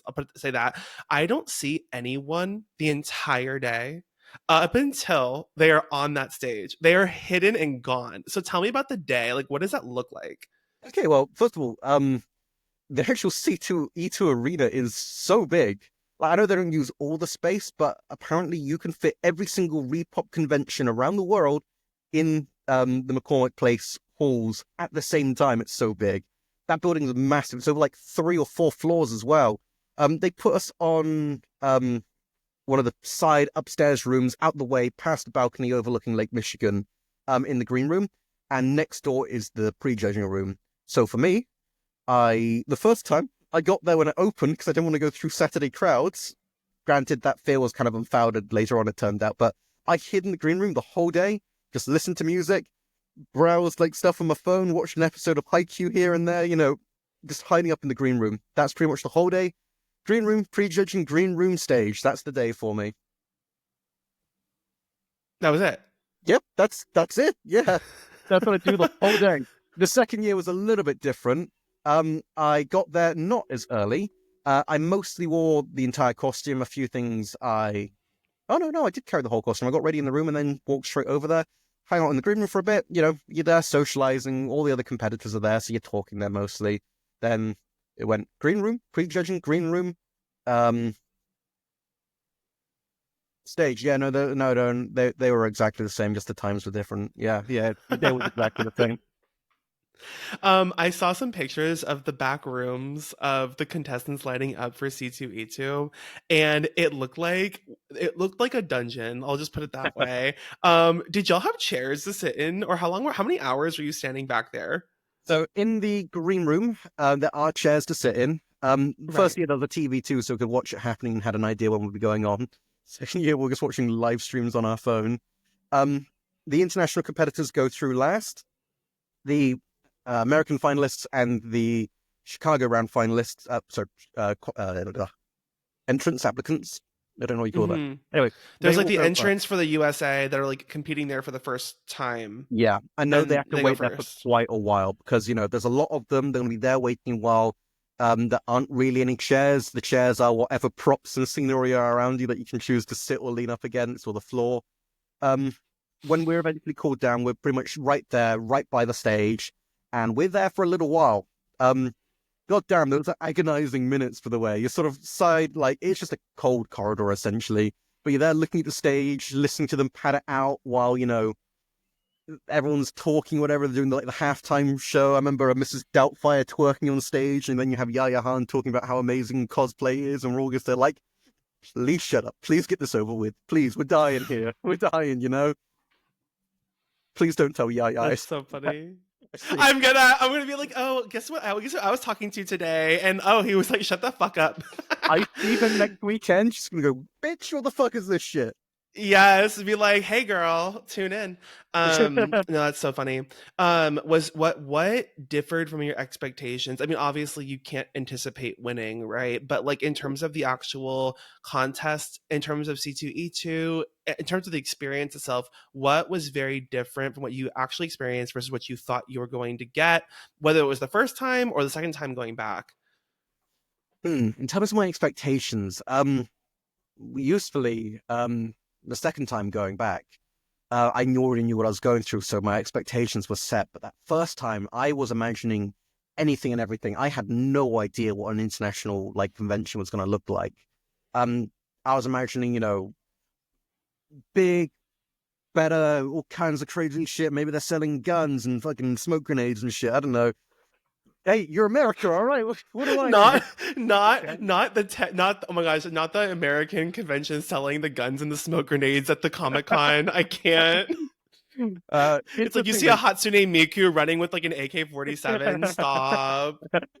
Oh my god, the Slavic special Hatsune Miku, brilliant.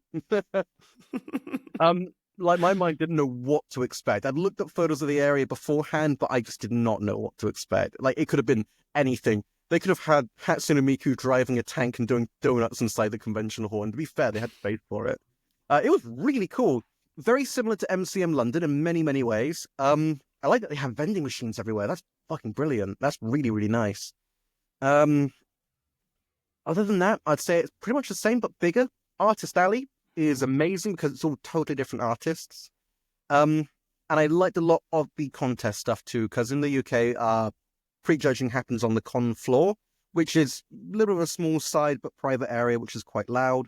And this was in a big room right next door to the green room, so that was really, really nice to have. Um, yeah, that's about where my expectations were set. Not really knowing what to expect, knowing what there'll be next time, and being thrilled by the whole thing too. It was big, it was amazing, and I had a blast.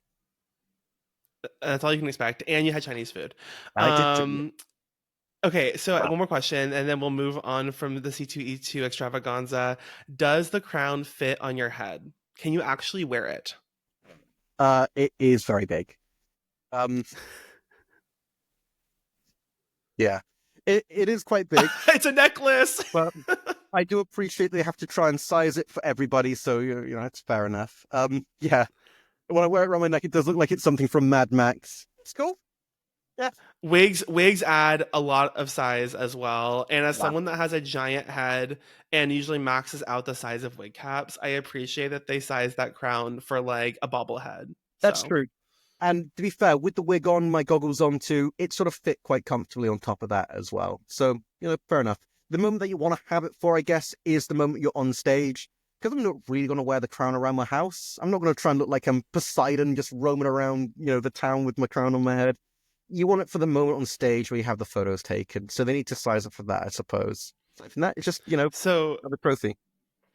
I only have one Um, other thing that is not even, it does not even remotely compare in importance to this crown, but I have a wrestling belt. Nice. I won a wrestling belt trophy at an anime convention. Congratulations.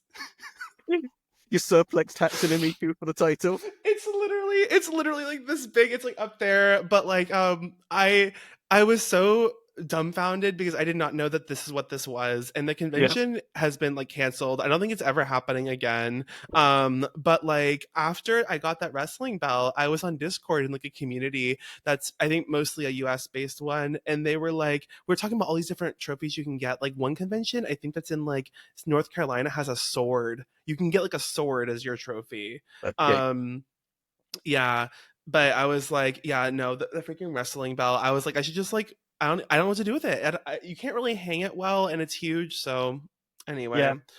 The crown is quite thick, so I don't really know where to put it. So it just sits over there, like on top of an ottoman. And occasionally I throw leather straps over there because it could sort of like shape to catch things. You know, it's that sounds oh very my god, disrespectful. Um, it's literally a rubbish bin for leather. and to an extent, I don't want to really dismiss, how much work went into it or anything like that. I appreciate the trophy for what it is, but in terms of practicality, I just don't know where to put it. To be honest, I just don't know Makes where I can sense. put it. Okay, I want to talk about location shoots. So it looks like, at least from your photos, and I don't know if these are all being very well staged or where they're being shot, but it looks like you have shifted your overall I guess content on Instagram and what you've been sharing to represent your cosplays from very like, straightforward, like this is my cosplay, to more Yeah. like artistic, like location shoots with like telling a story. Mhm. What's inspired that, and where are some of the places you've gone to actually shoot these cosplays? Okay, that's a fantastic question and very observant of you too. It's kind of nice to hear it too that someone's actually noticed that I've started doing that instead of rather than just this is me at the convention, this is me in my back garden. So I appreciate you I'm for very saying that. perceptive. Um, Main reason for it was, I suppose, realizing that I don't know how to say this without sounding really, really cocky and arrogant. Do Just it. that I am more of a verified creator with some credibility behind me. That I want to try and do things a little bit more professionally and show off some cool art because it is fantasy art that we do at the end of the day. And then I really got into editing software too. I use Adobe Lightroom and Photoshop. I've used those two for a long time. And I enjoy photo editing a huge amount. It's a tremendous amount of fun. So it just adds to the overall thing for me, I guess. In terms of locations, I know the Anjaneth was taken in a forest down in Somerset. That's sort of like south of the UK, but not south UK. That's like middle south, southwest. I'll Yeah. Okay. pretend like I know where that is. I'll look it Okay. up on Google. I just don't want the Cornish coming at me saying, what do you mean you're from the south? You're not real south, you damn fake southerner or anything like that. My apologies to the Cornish for saying all that. Anyway, Somerset, a little forest in Somerset, really cool. It was a nice environment too, and I like that a lot. For the leather armor, the first time I went to Mount Snow. No, sorry, I went to the Brecon Beacons. I knew that was wrong. Brecon Beacons, which is in Wales. I'm not all that far from Wales, so we drove over there, found a reservoir, got some great photos, came back again. About an hour and a half there and a half back. That was fine. Then for the I'm snowy Googling these photos, places. I want to see where they are. oh, the Brecon Beacons are Brecon lovely. Beacons National Park, That's Mountain Range one. in Wales. Oh my Wales God. is beautiful. I love Wales. I love Scotland as well. Scotland's amazing. Beautiful in Scotland This too. is gorgeous. Wait, so I'm like getting a geography lesson real quick. Do you live in or around Birmingham? No, God no. I live near Bath. Where? It's a place called Bath. It's not too far from Bristol. It's on the main train line from London, down southwest, right before. If you go to the bottom of Wales and take a right, you'll Oh, probably find it. I see it. Look, you'll have to forgive me. I've never been here before, and All I right. only, quite frankly, know where London, Birmingham, and Liverpool are. So now I'm looking and educating myself. Yes. Okay, so not too far of a drive from you to get to this beautiful park. Oh my God. That was good. The snowy photos were interesting. The snowy photos are taken in the same forest I did the Anjaneth one, but I edited all of that snow in. Um, I was trying to plan out how the fuck am I going to do a snow photo shoot for ages. And there was snow happening up north too, but then I couldn't drive there because there's too much damn snow to get through. And I want to try and get an area with a nice backdrop so it's not just, farmland and cities and houses and shit like that. I wanted a forest that was snowy. So I just edited it in, relied heavily on different types of brushes and blur effects. And I also lowered the temperature of the overall costume, the weathering on the costume to really help sell the illusion. So that worked out quite nicely. The one where it's just a photo of my face, the snow in the background is not there at all. That is just me in the back garden by a hedge, wearing half the costume, and that was it. Quick photo done, but really effective. And Oh, I love. the most recent one, the Pookie Pookie outfit did for WCS qualifier, that was about a 15-20 minute drive from where I live. There's like a small dog walking park we thought might be a cool enough idea to go to. So we went there and it was amazing. They had like caves and rock faces and like everything. That was great till it started raining. And I absolutely fucking pissed it Oh my down too. god. Yeah, you can hear the That is rain. so wild. I'm like looking through these pictures right now, just like to put context, and that's crazy. I mean, I think it does go to show. Here's the thing. I think you can actually be pretty resourceful and find really good places to take photos of your cosplays without necessarily needing to go to like a national park, for example. But I Yep. do think that it does take some research and it does take some really good photo composition. And I think Mhm. that photo composition is such a huge key when taking a shot because at the end of the day, you can edit out a person in the background. You can like get rid of a light fixture or something. But if the photo is not composed properly, no amount of editing can really help you with that. You can Yeah. crop, but at the end of the day, like the dynamicism, that's a word, of what you're getting in these shots can only be done by someone who really knows what they're doing. So is your partner taking these photos or who's doing Yep. these? For the first couple, it was my partner Chloe. Well, the ones that she's in for the WCS qualifier, it was our friend Christian. Uh, Bless his heart, so many of the photos were all so blurry beyond use. But he's not a photographer. He doesn't really know what he's doing too much. He just stepped up last minute to help us out with some photos, so I appreciate him doing that at all. I like him all right enough. All right, enough. Is there I imagine that as you're getting more involved in the cosplay community or at least becoming more well known and making more connections, you must be finding some photographer friends that live in the UK, right? Yeah, I do know a couple of amazingly talented photographers at this point too, and I'd love to do shoots with all of them. But I have spent the last 3 years making competition builds back to back, and they take like 11 months each. So I've had like one costume made a year, so there's not been too much need to. But that's what I want to do next year: just do lots of smaller, less intense costumes that aren't for contests, that are for my own use, just to fuck around and have fun with. Like that Ned Stark I made. I made that in like, oh, okay. Most of the outfit was 5 days. The actual leather armor was 3 days, and I just blasted it out and had an amazing time. Right. Like I think I don't know how many costumes I made this year, but none of them were intended to be in a contest and some of them have been a range of like I made Lyos from Delicious in Dungeon in like Nice. 5 days, which was not by choice, but by necessity because I was like, oh, I had to told a group that we're doing this thing and it's in 5 days and I haven't started, so that was evil.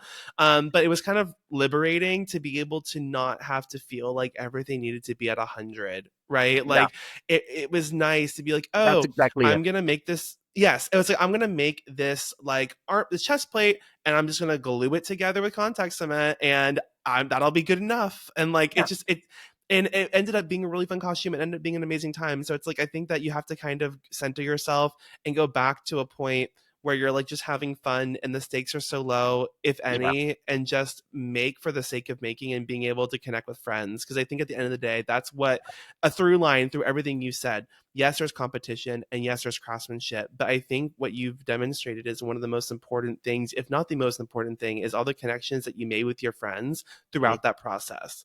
Oh god, yeah.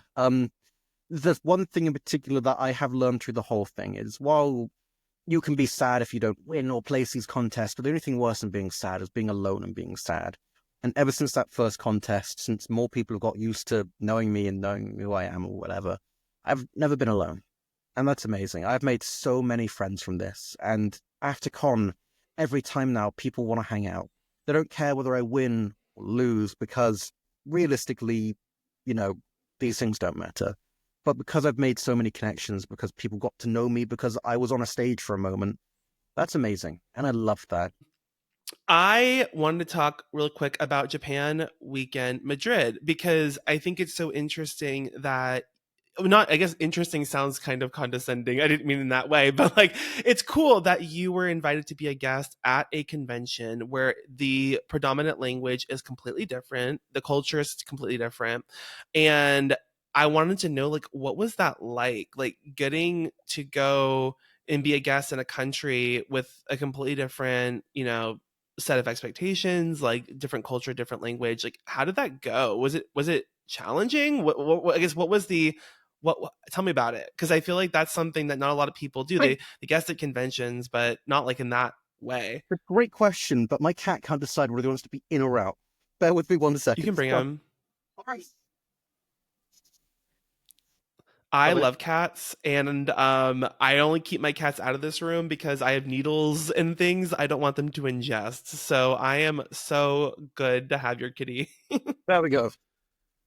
You're the wriggly worm. There we go. Okay, so it He's is big. really interesting. He is a chunky boy, and he is right by the camera. Oh,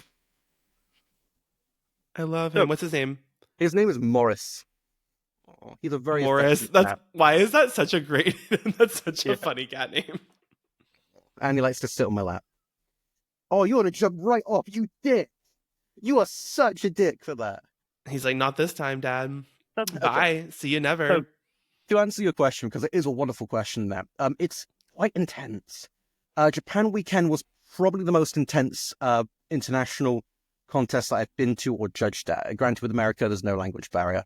With Latvia, they all spoke English. The host was English too. Sorry, he was from the Baltic states somewhere, but he spoke everything in English. A few people did speak a variety of languages that I do not know myself, but everyone knew English. With South Africa, no one really spoke Afrikaans, but Spain, most everything was in Spanish. I know a couple of words in Spanish, but nothing useful at all. So that was very intense. We did have a translator with us that would translate everything in real time, which was very, very helpful. A little bit annoyingly, our translator was actually one of the stage hosts, and they started talking in Spanish, so we didn't know what was being said, and we kind of had to figure it out as we went. It's tough. I remember doing a panel out there as well, and I had to stop every couple of minutes so they could catch up and translate everything I was saying. It's okay, because I do think a lot of people can talk with body language, with emotions through their eyes. You can generally tell a feeling from people when they talk. That's how I'd say Alison and I did connect, is while when she was trying to say something, you could see how passionate or excited she was. We have ways of communicating outside of just language, which is quite nice. But language is, very, very helpful. Mm-hmm. Yeah. No, it's interesting because like I've never been to a convention outside of the United States. Actually, I have not yet been to one in Canada. There's a few that have pretty good reputations. One is in the mountains outside of Toronto, which looks pretty cool. But I haven't been to a convention that had a really different culture than the US. And granted, going to conventions on the East Coast versus the West Coast, those can be different enough in terms of the expectations of not only the attendees, but also in terms of the contests and how they're run and how they're judged. I assume that like maybe to an extent, depending on the parts of the UK that you're in, it might be something similar. Every contest is run differently. With Crown, it's interesting because I've judged the majority of the qualifiers this year. It's interesting to see how every country has a different take on how they judge it. And it kind of blows my mind, to be honest. Some of them will run well, some of them could be run better, I'll admit. But yeah, it is fascinating to see this from the other side of the curtain, if you know what I mean. No, I get it. Do you think you'll ever do a skit or performance heavy contest like WCS or We something like that? did enter for the WCS qualifier back Oh, you did. in Sorry. October. Yeah. Mhm. But we got runner-up. It is what it is. More than anything, I am sad about it at the time, but I bounced back. I took a day, was sad about it, and then I moved on. I took the lessons from it, and it is what it is. And I got plans to do it again in the future. My partner, Chloe, she does drama. She's the one who puts the skit together. And, we got great ideas. It was a lot of fun, to be honest, too. It's nice to get pre-judging done and have something to be excited about doing. I'm really excited to go on stage and do this performance. Like, it was a nice feeling to have something to look forward to instead of thinking, well, that's it, done all I can do. Hardest part's over. Now all I can do is wait. And then you sat there, unable to do anything apart from be anxious. So, that was quite a nice treat. Right. No, I got to see WCS in person for the first time in LA this summer, and it looks so fun. Like it's a lot of work. Don't get me wrong, but like it's something that I definitely want to do one day because the performance that you're able to curate with that level of production that they have available for you there, at least at Anime Expo, very Yep. cool. I have one very last important question. On your Instagram bio, it says you are a cat lover, but a dog enthusiast. Can you Yeah. explain what this means and why the enthusiasm for dogs, but not owning a dog? Do you have a dog? Yeah, I know. I only have a cat. Although grandparents have. Wow, you wrecked that ball of twine. Nice. I might change those two around. Um, so I didn't want to put I am a cat lover and a dog lover, back to back. I just wanted to find a way that showed that I love, cats and dogs, but without, using the same word twice. I don't know. I thought it was cute. You're an equal opportunity pet enjoyer. However, you have a cat, so thereby you are a little biased.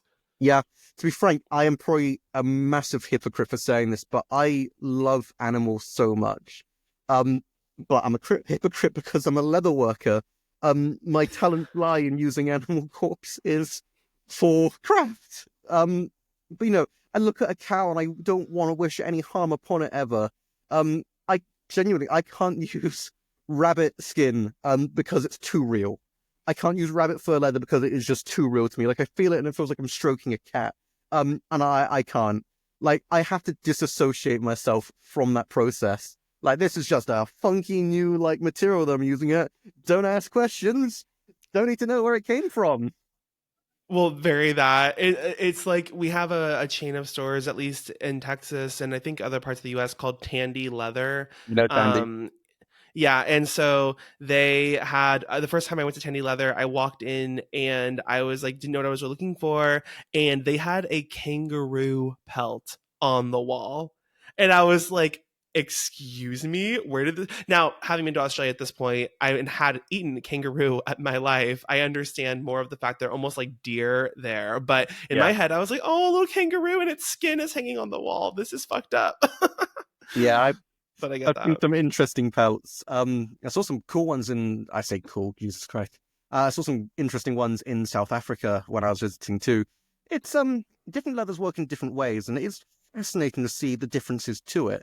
I'd say the trickiest one that I did use that was very hard to work with, that is very tongue in cheek, was alligator.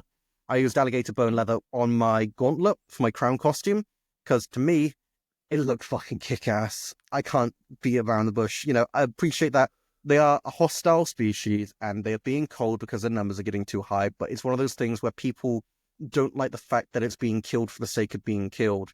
And the leather and everything, it's a byproduct, granted, but the ultimate reason for getting that is to kill the species because it's, invasive. So that's where it's a little bit more tongue-in-cheek. Mm-hmm. And the ethics get questionable. I used scrap pieces, granted, although I did have someone say, well, yeah, you're using scrap pieces, but now they're finding value in those scrap pieces. So it's a bit tricky. I'm trying to do something really cool and unique, but the trade-off is a little bit dicey. Mm-hmm. I don't really want to work with alligator leather again, to be fair, because it is very hard to work through. Like the bone is thick, but I did have a dinosaur knuckle duster, and that was kick-ass. So yeah, both ends of the spectrum here. You're from. Like it hurts. Like you get hit by that, and it's got a really sting. Like it's impressive. You've Yeah, thought about this a lot. yeah. You see, this is what I mean. I love animals so much, so it really is something that I had to rack my brain on. Oh my God. Matthew, thank you so much for being here. I had a great time and I could literally just listen to you talk all day, not only about your experiences with the crown, because it's something that, the perspective is so unique, but also I just love hearing about cosplay from different parts of the world. And I'm excited to do more of that on this podcast. And you being the first international guest has been such a pleasure. And just thank you again for sitting down with me and talking and shooting the shit. I appreciate it. No, thank you for your patience and thank you for inviting. It's been lovely to talk to you, and I hope we meet in person one day. This has been lovely. I will make it a personal objective. Are you going to any cons in the US for the foreseeable future at all? Do you know of any? Only one is confirmed, and I'm still waiting for it to be announced. It should be happening next month, if you know cons in America, but I can't really confirm because, with respect to them, I need to keep to myself. Let's just say that I'm pretty sure I know which one it is. And let's just say that I'm definitely going to buy you a drink because I'm going to be there. So, I can't wait for it to be a completely different con and you're waiting for me. That would be the fucking gag. Oh my God. That would be typical too. But yeah, there's only one that I know of right now. I would love to judge, I can say this because nothing's been confirmed yet. I would love to judge the C2E2 finals because that would feel like a very full circle moment, but I appreciate the decision. The winner doesn't always go and judge the finals. They pick the people they think are best for it. They're going to be affordable and represent Repop to the best of their ability to. So I know there's a lot of factors into it and it's a committee decision. So I'm hoping that happens. So I'd love to be there and see my friends in an environment where I don't have to be anxious or compete. Yeah, it's work, but I'd love that. But yeah, I do hope I will meet you there. That would be wonderful. Not necessarily sorry, the one next month, but yeah. The one that we could be completely wrong about, but we'll see. I don't think I'm gonna be wrong about it. We'll see. Anyway, well, if you follow drag queen, you and my girlfriend will get on great. Oh, 100%. I'm delightful. Okay, I'm gonna read the outro and then come to you at the end. Does that sound good? Yeah, of course. Cool. Okay. Thank you for joining another episode of the Cosplay Crunch. If you'd like to submit a question, oh my gosh, this is the funniest part, Matthew. So I have questions in my email inbox and I just haven't been asking them because I've been selfish. I'm going to purge through all of them at some point, I promise. But if you want to ask a question, you can email cosplaycrunchpod@gmail.com. I promise I'll get to them eventually. Please rate us with on your podcasting app of choice as it helps the show grow. You can follow us on Instagram at Cosplay Crunch Podcast for latest news and announcements, and on YouTube at Cosplay Crunch Podcast, and also at cosplaycrunch.com. Matthew Barry, where can they find you online? And do you have any parting words for our listeners? Yeah, sure. You can find me on Instagram. It is my first and last name with 2 underscores in between. So Matthew__Barry. Final words. I suppose to summarize everything is the most important thing I took away. And it is directly quoting from that wonderful TV show, Ted Lasso. I learned to believe. And that's the sign I put up in the green room the second time I returned to Chicago. It is the Believe poster from Ted Lasso. And to quickly wrap up with what that means, it means to, of course, believe in yourself, but to also believe in one another, to believe that you matter, regardless of what you do and don't achieve on stage. And you must always remember that you matter. And all of this thing is just another step into where you're going to. And of course, to believe that you deserve to be loved, whether you've hurt someone or been hurt by someone.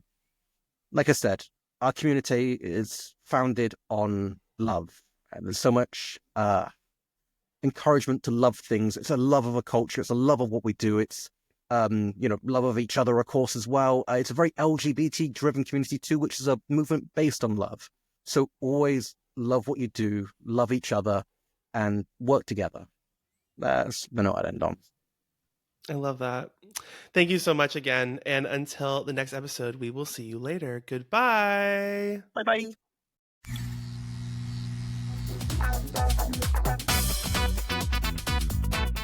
The Cosplay Crunch podcast is hosted by Zavage Cosplay, with post-production also by Zavage Cosplay. Original theme music by Katie Fairbanks. Logo and graphic design by Owl and Coffee.